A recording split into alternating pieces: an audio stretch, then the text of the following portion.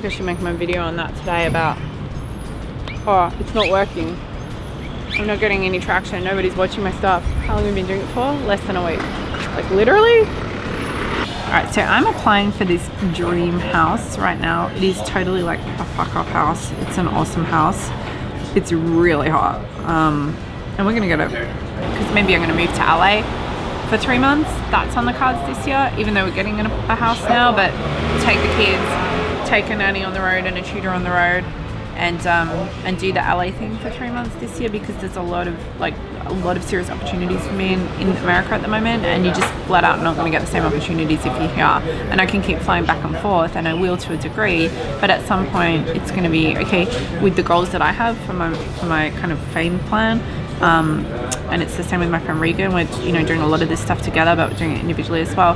With those goals, you're just going to put yourself in the spotlight. If you're in LA, there's red carpet stuff that you can go to. There's a lot of TV and radio and the interviews that my publicist can get me onto. There's a lot of legitimately high level stuff where I can still do some of it to a degree from here. Obviously I can do radio interviews from here, but I can't walk onto a freaking film set in LA when I'm here, right? And I can't go into the studio of some high level person, and I can't do proper designer shopping days and photo shoots and stuff and have that all filmed and kind of bring that whole Hollywood vibe to it. So that's what I'm thinking about at the moment. So I'm gonna do the money workshop in an hour and a half, or not even. So I'm gonna eat something quickly now, and then money workshop is happening. I still forget Snapchat half of the days, but then on the days when I remember it, I'll do 84 Snapchats. And we're getting ready for the money smackdown workshop. It is all on today. Oh, the freaking thing didn't work. Right, I have to start again. So Regan has just messaged me. She's messaged me a link to this article, what you'd have to make to be the top 1% in each state in the US. And basically the article proves, it says, in Connecticut, the top 1% earns $677,000 a year. In Arkansas, the 1%, which is the lowest, is $228. So basically, this is proof that we're not only the 1%, but we are the 0.1%, the 1% within the 1%. Sunday, I was in Sydney and I was doing a keynote for the Entourage, which is Australia's largest entrepreneur training organisation. So they asked me to come down and to speak at one of their events in Sydney, which was really cool and a pretty big deal, and had an awesome epic day. And then when I finished up, a bunch of the students who I'd connected with throughout the day, who were thanking me and sort of coming down on the streets to say goodbye, were like, oh, so what are you going to do now? Tell me what you do in your business now, because it was obviously Sunday afternoon. And I was like, oh, I'm going to go back to my hotel and have my fame call with my friend Regan. Basically, we just get on the phone and hype each other up with how successful we are and how good we are. They're like, okay, so you guys just on the phone going, you're awesome, no, you're awesome, no, you're more awesome. And I'm like, pretty much, that's pretty much what we do. She'll remind me of something that I need to keep accountable on, or she might share with me something that's going on what do I think, and I'll be like, oh no, okay, you're reacting there, or I'm reacting, or we're not just thinking big enough maybe, so we'll kind of work together to think even bigger, even bigger, even bigger. The power of having an entrepreneurial kind of soul sister type person where you've got the exact same vision, the exact same goals, and you can kick each other's asses as well as elevating together. Okay, here's something else cool that I was going to share, and I did this call last night. So my friend Maurizio is an amazing fashion designer, and he's had sold out shows at New York Fashion Weeks, and he designs a lot of my dresses. So it's great because I don't really like shopping. Plus I feel like a VIP having custom made dresses designed for me and sent to me without even having to lift a finger or ask. He's going to help me design my activewear labels. So I'm coming out with my own label of gym gear, and he's designing it for me. So it's going to be really hot, really sexy activewear with a little bit of a glamour or a bling aspect to it. He just messages me and he'll be like, I will put slogans on them like, bitch, do the fucking work. I'm like, yeah, we should definitely put that slogan on. Kind of the mood and the feel of the brand. So we talked about that, and he's like, okay. And he's South American, he's got this great accent. He's like, okay, darling, we need to talk about your image, right? But he basically gave me this little talk about how my image is pretty boring, and oh, it's great that you're in shape and you wear these tight little hot dresses, and it's just boring though. Everybody's doing that, and you need a better look, you need a better image, and he wants to design my image for me and come up with some cool ways to be more glamorous, basically. I'm so on my fame mission where I'm like, whatever it takes, right? To whatever degree, obviously, right? But if, you know, if I need to like glam up more, I'm gonna do it. I'm gonna do what is needed to be done in order to stand out in Hollywood. But it was just the funniest conversation because he's just like telling me all the ways that I'm like, my style is just like no style at all, and it's basically just that I think I can get away with putting a hot tight dress on because I'm in shape, and that's not what style is, and I need to be like more elegant and more beautiful and all this stuff. And he, like, it's like totally inoffensive. It's not offensive the way he's saying it at all. It's totally from love, and he's right. Like, he's totally right. That's probably it. I'm gonna do my YouTube video now. So let's have a think about what we're gonna talk about on the YouTube video. I just make this stuff up usually based on what's going on in the day. Like, something will happen throughout the day, or a client will say something. I'm like, oh, I have to make a okay, now I know what the video is. Relevant to the call I had earlier today. Let's do the video. So let's call the video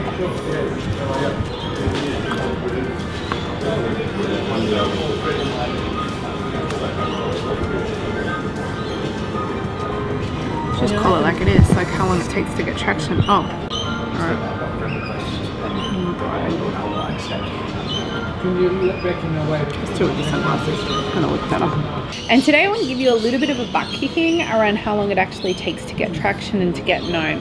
So I had a conversation earlier today with a client, and this is not the first time I've had this sort of conversation, which was essentially around, well, I've been putting up videos, I've been doing live streams, I've been posting stuff, and I'm not getting the likes, I'm not getting the comments. How do I get that reach beyond just my own page? And the conversation was kind of like, well, I'm doing it, but you know, it's not really working. It's just not working. I'm not getting the reach and I'm not getting seen. But I said to her, well, how long have you been doing it for? And it turned out that it was about a week. And I was like, well, okay, let me just stop you right there and just point out that if you've been doing something for a week and you're not getting a result from it, then that is like not even a fucking conversation that we should be having, right? And so we sort of laughed about it because she's in the fitness industry as well. And I said to her, well, you know, imagine if a client came in and they were like, hey, I already did 3 workouts. Why don't I have a fitness model body yet? It's just like, are you fucking kidding me? Right? And you go, okay, I can do that. I can post video, like selfie video on my iPhone like Kat does. I can do live streams, I can do vlogs, and maybe you actually start doing it, which is like the first big step. And that's huge, and you definitely need to be applauded for that. But let's say you're doing that and you're not getting the result. Well, I guess the real thing you need to know is, or the real question you need to ask yourself is, are you committed to this to the point where you actually succeed? Here's the truth though, it works when it fucking works. So you're either committed for the long haul or don't even bother in the first place. And as I said to this client, like, I know this is pretty hardcore and pretty harsh, but if you're not willing to say that you would keep showing up and keep putting your message out there and keep selling and keep doing the work until the day you die, if that's how long it took, then don't even start in the first place. You need to be willing to do what it takes, no matter what it takes, until it takes. And I can tell you that I didn't get traction with my online stuff until I'd been online for a couple of years. Now, I didn't have the level of knowledge that we have access to now. There's no way it should take that long now. But if it did, like anything that I have a goal for, I will do it until it works. I will just relentlessly keep going until I get there. And if it takes 6 months, that's awesome. If it takes a week, that's definitely awesome. But if it takes 6 years or even a decade or even longer, I will just keep going because I'm committed to the outcome. Honestly, maybe your content does fucking suck, okay? That's just like a reality. Some people's content is just boring, their photos are no good, nothing looks good, people are not gonna follow, it's not interesting. That's the truth, okay? You might not be interesting enough. But oftentimes, and if you know that you have something genuine to share and you really believe that, then really what it's going to be is you just didn't show up consistently enough for long enough. So I guess the real question is, are you actually going all in? Are you doing the work? Are you doing it every freaking day? Are you doing it until it takes? And once you make up your mind that you're going to do what it takes until it takes, I can tell you it's very empowering. It's very freeing feeling because it takes off the pressure of, oh my God, it has to work this week, this month, even this year. It's going to work. I've made up my mind it's going to work. There's no 2 ways about it. I guess we'll finish up here and get back to my apartment so I can get ready to do the money workshop. Creating this level of content means that pretty much all day, every day, you've got to be thinking about, okay, can I Snapchat this? Can I film this? Can I video this? Can I live stream this? So it can be quite demanding, I guess, or exhausting, but that's if you choose to see it that way. You can also just choose to see it as a habit, as natural as anything else that you're doing throughout the day, that anytime you're talking about something or thinking about something that could be content, that you just turn it into content. And before you know it, you'll be that person who's got hundreds of thousands of people watching your stuff, who everybody's going, how on earth does she create so much content? It's just because you stop worrying about whether or not you've got something to say. I'm not going to sit here and film it like 14 times if I made a mistake or something. It's just going to go out as it is.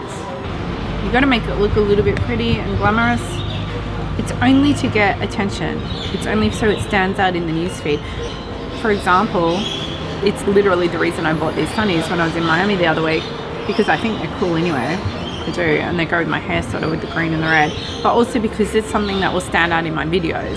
And you really have to be thinking about this sort of stuff. Like if you look boring in your videos, honestly, if you look boring in your videos and then the background is boring as well, you're just flat out not going to get the same amount of views, right? No matter how great the content is. That's the reality. I've had to level it up. It definitely makes a difference. So like get out of the bed and I'm like spaced out, mentally like slap myself around the cheeks and just like amped it up on a live stream, forced myself into the energy for the live stream. So then I was amped up, obviously, because I like changed my mental state, and then ended up powering through till, I don't know, 1:30 or 2 a.m. working, and got heaps done, which is awesome. It's pretty much what I do every night. Like I'll be like, oh, I'm like feeling sad and crying about how tired I am at 8 p.m. and then by 9:30 or 10, I'm like in the fucking zone, hustling and loving it. And the only other people I know who are like this in the zone and on the ball are my entrepreneur friends who also work 18 to 22 hours a day. So I think there's a lot to be said about doing what you love to do in your life and living with passion and living with purpose and deliberately finding a way to make money and to do business based on the stuff that you actually think is really cool and really fun. I definitely get tired and sometimes I even feel like I want to crash, but I pretty much guarantee I feel a lot better energetically most of the time than everybody else. Alright, I don't know what's going on here. My computer's just totally freezing and not letting me type in. And then after I've gone through what I want to say and share, I'll open up for questions and conversation for those who are live on the workshop right now. But we need to get into this in a big way. Let's be really, really completely honest about what it is that you want. Is that you need to take ownership over what it is you really want. I bet your goals are a lot bigger than what you're currently stating them to be, and a lot bolder and a lot more potentially egotistical or over the top, or part of your mind thinks that that's too much or that's not realistic, or you know, I have no idea how to do that, so I'll just kind of settle for this lower version, right? We need to start with the correct foundation, and the foundation is you being fucking honest with what you really want. You know, reasons or goals that are true, but they're kind of like the faded version, right? Or the grayscale version. If you do that, then not only is it very fucking unlikely that you're going to end up over here because you're not actually aiming for here, so why would you possibly get there? But also you're probably not even going to end up here, right? Because it's not the true goal. It's not the aligned goal.